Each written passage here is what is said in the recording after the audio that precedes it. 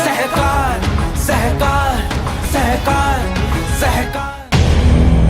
Part 4 KYC society, जो हम party बनती है, सोसाइटी होती है डेवलपर और मेंबर्स पार्टी बने नहीं बने कोई फर्क नहीं पड़ता। सोसाइटी का रजिस्ट्रेशन सर्टिफिकेट डीए के साथ लगना चाहिए, डीम कन्वेंस या कन्वेंस की कॉपी लगनी चाहिए और society should be party to development agreement. म्हणजे लॉजिकली 3 पार्टी होती है, सोसाइटी, मैनेजिंग कमिटी और डेवलपर्स। तो अगर सोसाइटी पार्टी नहीं है तो सर वो एग्रीमेंट किसी पे भी एप्लीकेबल नहीं, not legally enforceable. Managing committee ने on behalf of society sign किया, लेकिन सोसाइटी का है। कोई भी कंपनी, लिमिटेड कंपनी जब एग्रीमेंट साइन करती है तो उसमें कंपनी भी होती है और कंपनी की तरफ से डायरेक्टर साइन, क्योंकि लीगल एंटिटी है। तो मैंने तो बहुत से एग्रीमेंट में सोसाइटी कोई पार्टी नहीं दी। तो सर अगर सोसाइटी पार्टी नहीं है, कोर्ट में जाके कोई बोल दे सर सोसाइटी पार्टी का है, तो हाईकोर्ट उठा के ऐसे डीए फेंक देगी बात। सोसाइटी की तरफ से सील लगती है लास्ट में। सोसाइटी पहले सोसाइटी का नाम आता है, फिर सामने सोसाइटी की सील लगती है। उसके नीचे मैनेजिंग कमेटी के मेंबर्स के जो भी एबीसी हो गए और उनका रबर स्टैम्प लगता है, ये चेयरमैन, ये सेक्रेटरी है। ट्रेजरर का भी साइन नहीं कर सकते, ध्यान रखना। लेकिन डीए में ट्रेजरर भी साइन करता है, एडमिनिस्ट्रेटर तो साइन कर नहीं सकता है और सीट पे ऑफिस बेरर है नहीं, तो डीए कैसे साइन? अपना एमसीएक्स एक्ट पढ़ लीजिए,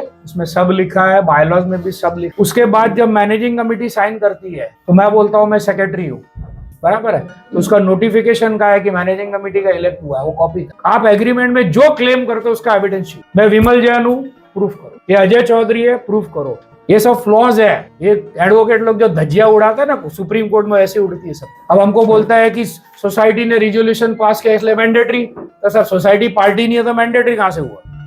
कहाँ पार्टी कहाँ है? तो आप चेक करो पार्टी है कि नहीं आपके इधर। उसके बाद मैनेजिंग कमेटी आती है, आपका इलेक्शन का नोटिफिकेशन का कॉपी का है। नंबर 2, आप ऑफिस बेरर बने ना, तो ऑफिस बेरर का रिटर्निंग ऑफिसर एक डिक्लेरेशन देता है कि ABC person secretary, ABC person chairman, उसकी कॉपी का है। बोलने से कुछ थोड़ी होता है, कोर्ट को क्या मालूम कौन सही कौन गलत? कोर्ट के लिए तो हम दोनों एक है ना। तो जब मेंबर भी केस फाइल करता है तो उसका देखो वकील क्या बोलता है, तुम्हारा शेयर सर्टिफिकेट का कॉपी दो, तुम्हारा आधार कार्ड का कॉपी दो, तुम्हारा पैन कार्ड का कॉपी दो, हमारा केवाईसी हो। अगर आपने शेयर सर्टिफिकेट की कॉपी नहीं लगाई जब कंप्लेन फाइल करते, तो सर कोर्ट बोलेगी हु आर यू, तो आप क्या करो? तो कोई भी मैटर जब कोर्ट में जाता है तो सब देखा जाता है। हर जितना भी आपका क्लेम है ए बी सी डी, उस हर क्लेम को प्रूफ करने का डॉक्यूमेंट चाहिए।